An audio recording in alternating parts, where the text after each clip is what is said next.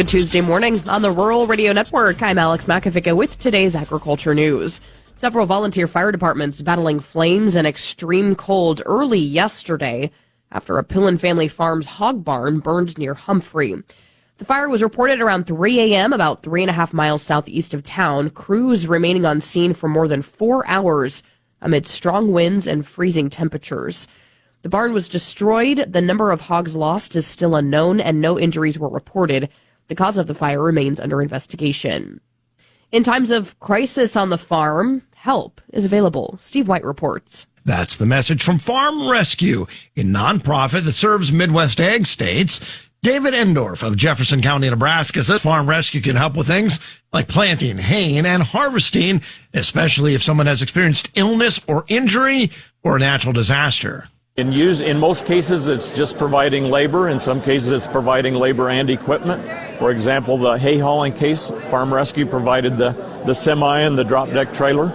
Endorf says the organization always needs volunteer help from those with a background in agriculture, and in his case, that's personal. It's filled my need to have something to do in retirement, something to fill some time, something to help other people. My own personal story, in 2004, my farm was hit by a tornado, and over 40 people showed up. This is my way of giving back. He encourages people to give back or to nominate families in need by going to farmrescue.org. And from feed yards to futures markets, the cattle industry dominated audience interest across the Rural Radio Network in 2025. We have our biggest stories of the year at ruralradionetwork.com. From the Nebraska Soybean Board studios, I'm Alex Makovica on the Rural Radio Network. When First Dakota National Bank created Dakota Mac in 1993, we knew we could offer ag producers something few other banks dared to. Long-term, fixed-rate loans for ag real estate refinances and purchases. Today, we go by Landera, and we provide the same great service and even more banking options to help your operation thrive for generations to come. Banking evolves. Trust endures. Landera, a division of First Dakota National Bank. In a world of constant change, one thing remains unwavering: our commitment to rural America. Chad Moyer here on the Rural Radio Network. Our team stands firm in our dedication to the heartland, delivering essential news, market updates, and community stories that matter most to rural communities. We're here for you, today and every day, because we believe in the strength and the resilience of rural America.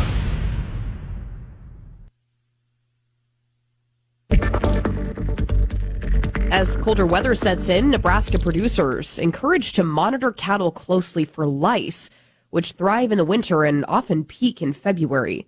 Nebraska Extension entomologist David Boxler said timing is critical. We had a very mild November like we've had in previous years, and historically that's when we used to see a lot of cattle lice applications being applied. But with the warm weather, it really is counterproductive to make applications when it's so nice out, because the lice are still in a period of dormancy. Signs of an infestation include hair loss, rubbing on fences, and an unthrifty appearance, although there could be other factors causing those as well. So he says the best option is to bring them in and inspect them.